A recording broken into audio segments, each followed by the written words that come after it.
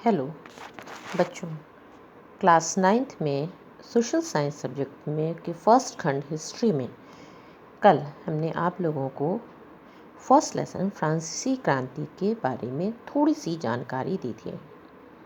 तो बच्चों, हम फिर से आपको याद दिला दें कि फ्रांसीसी क्रांति फ्रांस के इतिहास का 10 वर्ष का एक घटनाक्रम है जिसने फ्रांस की राजशाही को समाप्त कर दिया और उसकी जगह फ्रांस एक गणतंत्र बना।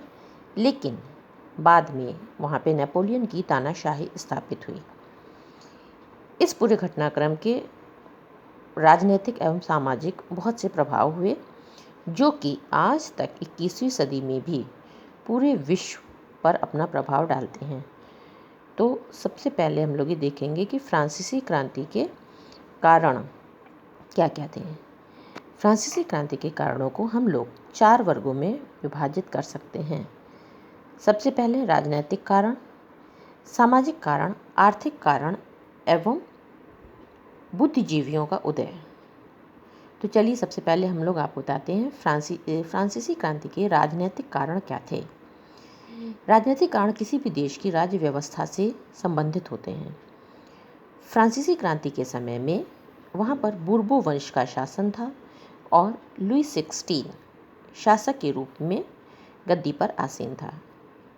लुई 16 से पहले वहाँ पर लुई 16 1774 में शासक बना और 1774 में से पहले लुई 15 का शासन था, जिसके समय में जिसको अपने आप ही राजकोष में काफ़ी धन कर्ज पर चुकाना पड़ता था, क्योंकि उसके पहले के शासक भी कई युद्धों में फ्रांस को शामिल कर चुके थे।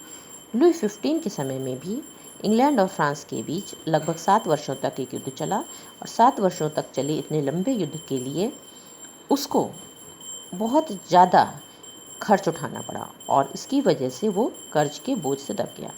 उसके बाद जब लुई 16 गद्दी पर बैठे तो उनको राजकोष पूरी तरह से खाली मिला और उनको जो कर्ज पहले उनके ऊपर था उसी कर्ज में और भी वृद्धि हो गई और अब उनके ऊपर 10 अरब लिब्रे का कर्ज का बोझा और भी चढ़ गया।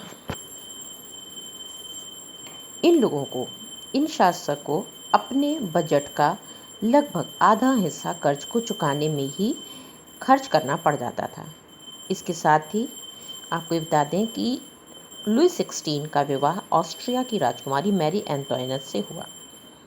मैरी एंटोइनेट इनके मुख्य सलाहकार के रूप में थी, लेकिन इनकी सलाह इनके लिए लाभदायक साबित नहीं होती थी। इसके साथ साथ ये लोग वर्साय के विशाल महल में रहते थे, जिसकी शान और शौकत को बनाए रखने के लिए इनको बहुत ही ज़्यादा बोझा उठाना पड़ता था। इस प्रकार अपने नियमित खर्चों, सेना के रख रखाव और राज दरबार, सरकारी कार्यालयों, विश्वविद्यालयों को चलाने के लिए फ्रांसीसी सरकार करों में वृद्धि करने के लिए बाध्य थी और ये जनता में रोष का एक बहुत महत्वपूर्ण कारण बना। इसके पश्चात हम लोग अब देखेंगे सामाजिक कारणों को। तो सबसे पहले आप लोगों को हम ये बताते हैं कि तत्कालीन फ्रांसीसी समाज की व्यवस्था क्या थी, अर्थात समाज किन किन वर्गों में बटा हुआ था।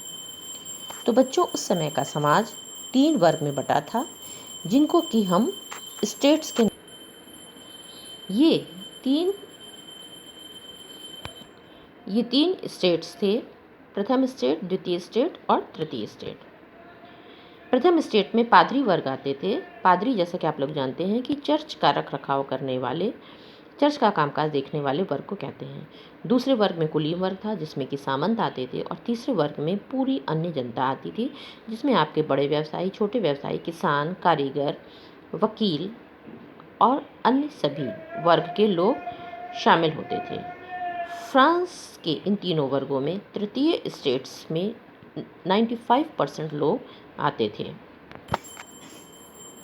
राज्य की ज़्यादातर जमीन, अर्थात लगभग 60% जमीन पर कुलीनों, चर्च और तृतीय स्टेट्स के अमीर लोगों का अधिकार था।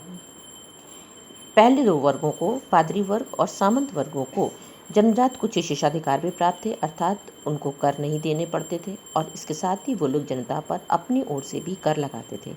जैसे चर्च की ओर से एक कर लगाया जाता था जिसको कि टाइथ कहा जाता था। ये किसानों से वसूला जाता था।